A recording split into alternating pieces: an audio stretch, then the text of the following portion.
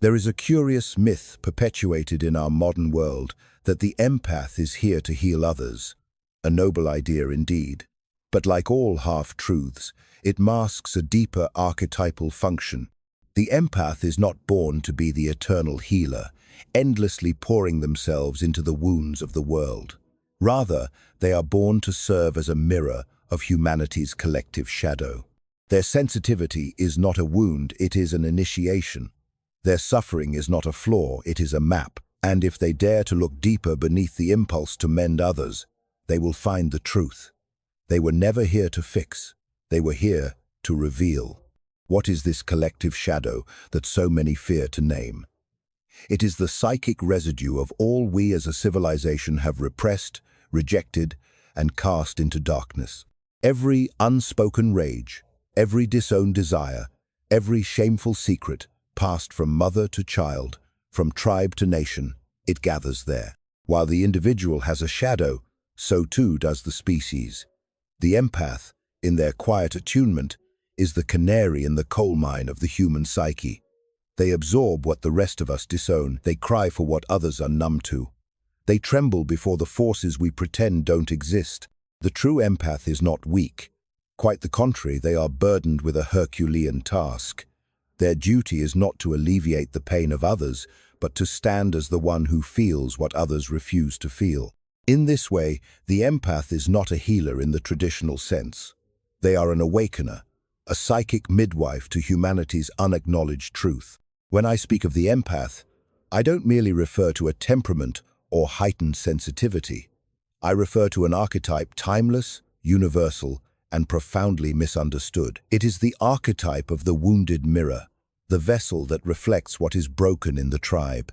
The empath suffers not only because they are sensitive, but also because they are placed by psychic design in the very heart of society's unconscious machinery. And what they feel is not their own. It is the echo of generations past, the screams of ancestors silenced by trauma, and the guilt of centuries carved into their nervous systems. The empathic individual often asks, "Why am I like this?" But they rarely ask the more terrifying question, "Whose pain am I carrying?" The unconscious does not respect individual boundaries. The ego would like to believe in the sanctity of the self, but the unconscious knows no such limitation. In dreams, in symbols, in bodily tremors, it speaks the language of the collective, and the empath is its translator. Through decades of clinical practice, I have observed that empaths frequently mistake their sensitivity for personal damage.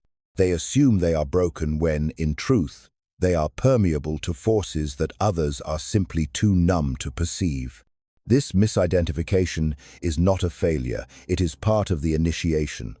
For one must descend into the underworld of confusion before they can emerge as the carrier of truth. The underworld, the realm of shadow, is not merely metaphorical. It is a real place in the psyche, populated by autonomous complexes, semi-independent psychic entities born of trauma and repression. These entities are not imaginary. They act with will. They seek expression, and when denied, they project themselves onto the world. The empath, with their porous boundaries, becomes the unwilling host of these projections. They feel the shadow, not just of one person, but of families, communities, and cultures. But herein lies the power. If the empath can endure, if they can stay with the discomfort long enough to understand it, they become alchemists of shadow. They become the ones who do not run from the darkness, but transmute it. This is not healing in the conventional sense. It is a revelation. And revelation is always uncomfortable, always destabilizing, and always disruptive to the fragile fantasies of the ego. The collective shadow contains racism, war, genocide, betrayal, and abuse, yes. But it also contains brilliance, erotic power, untamed joy, and sacred knowledge long buried. The empath, when they awaken, does not merely weep for suffering. They weep for the forgotten genius of the soul. They ache not just from cruelty, but from the loss of the ecstatic, the holy, and the instinctual. Many of you who have felt too much, carried burdens too heavy, or been called too sensitive or too dramatic, You are not here to repair the brokenness of others. You are here to expose the untruth that healing means fixing. You are here to reveal that true healing begins with acknowledgement, that pain, when witnessed without judgment, becomes sacred. Empathy without boundaries is martyrdom. But empathy fused with shadow work is revolution. You must be willing to enter the darkness, not as a victim, but as a guide. You must learn the difference between compassion and fusion. The empath, before awakening, fuses with the emotions of others. They believe that to understand is to absorb. But once awakened, they witness without merging. They stand at the edge of the abyss and say, "I see you. I do not abandon you, but I am not you." This is the birth of sovereignty in the empath. It is the moment they cease being sponges and become oracles. The symbol of the oracle is crucial here. In myth, the oracle is not simply a teller of futures. The oracle speaks what is hidden. The oracle is always on the fringe between worlds, between paradigms, and often the oracle is punished for their sight. This too is part of the empath's journey, to be misunderstood, ridiculed, and even crucified for revealing what others cannot yet bear to see. But do not mistake the pain of this path for misalignment. It is an initiation. The world resists those who awaken it, because awakening requires death, death of illusions, death of innocence, and death of the false self. And so the empath must die many deaths, of identity, of naive hope, of idealized love. But in each death, something ancient is reborn, not new, but remembered. Let me share an example. A patient once came to me tormented by unexplainable guilt. No event in her life could justify the burden she bore. Her childhood was unmarked by trauma. Her relationships were intact, yet she woke each morning with the weight of sorrow pressing against her chest. In her dreams, she was often fleeing from ancient cities in ruins, clutching children she didn't recognize. In waking life, she avoided confrontation, feared expressing anger, and often wept without provocation. This was not pathology. This was prophecy. Through active imagination, we began to engage with the dream symbols as living realities. She came to recognize that the children she clutched in sleep were not hers, but the ungrieved dead of her ancestral line. Her family had survived multiple wars, genocides, and migrations. She was the first to be born in peace, and peace, ironically, had made the pain more vivid. Her soul had been elected to carry what had never been mourned. This is the empath's task, to grieve what others cannot, to feel the pain that logic cannot justify, and to become the priest of collective catharsis. But this does not mean martyrdom, it means transformation. When the empath learns to work with the shadow, symbolically, not personally, they access a deeper intelligence. They no longer feel compelled to save others, nor to take on more than they can hold. Instead, they stand as sacred witnesses, participants in the alchemy of remembrance. They do not heal by absorption, they heal by integration. And what is integration, if not the art of wholeness?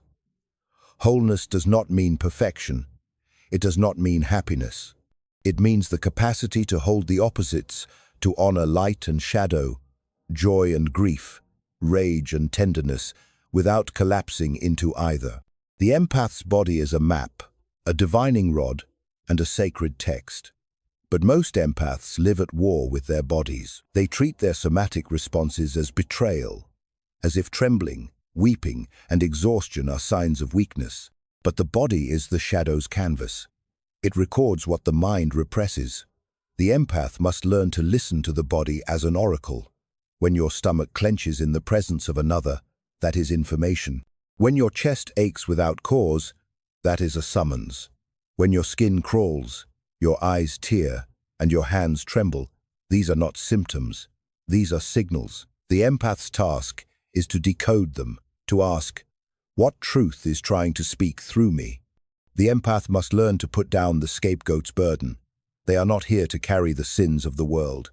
They are here to name them, to feel them, yes, but only long enough to translate them into awareness. And then, release. Release is the empath's final initiation. It is the moment when they realize, this is not mine. It never was.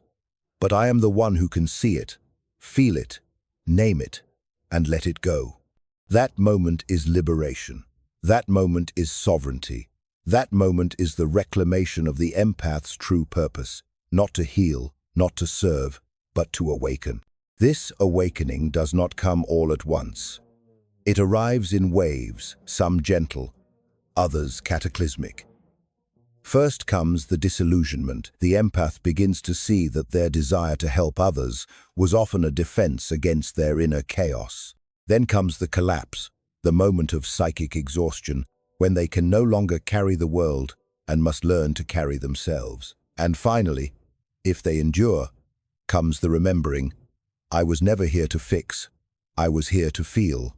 Feeling, in its deepest form, is sacred perception. When purified through shadow work, the empath's feeling function becomes a kind of inner compass, guiding them toward what is true, even when truth is unwelcome. You, on the empath path, have always known this. Even when you were ashamed of your softness, you knew it.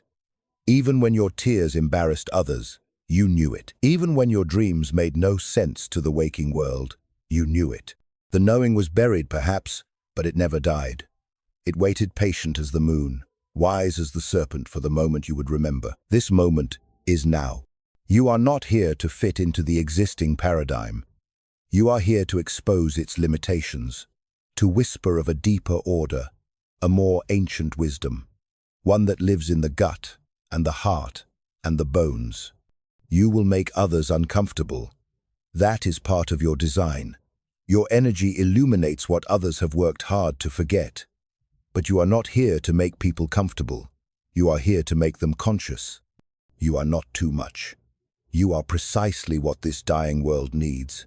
It needs your trembling, your knowing, your sacred sensitivity, but not as a weapon against yourself. As a beacon that says, I will no longer carry what is not mine. I will no longer bleed for what will not change. I will no longer fuse with suffering to prove I care.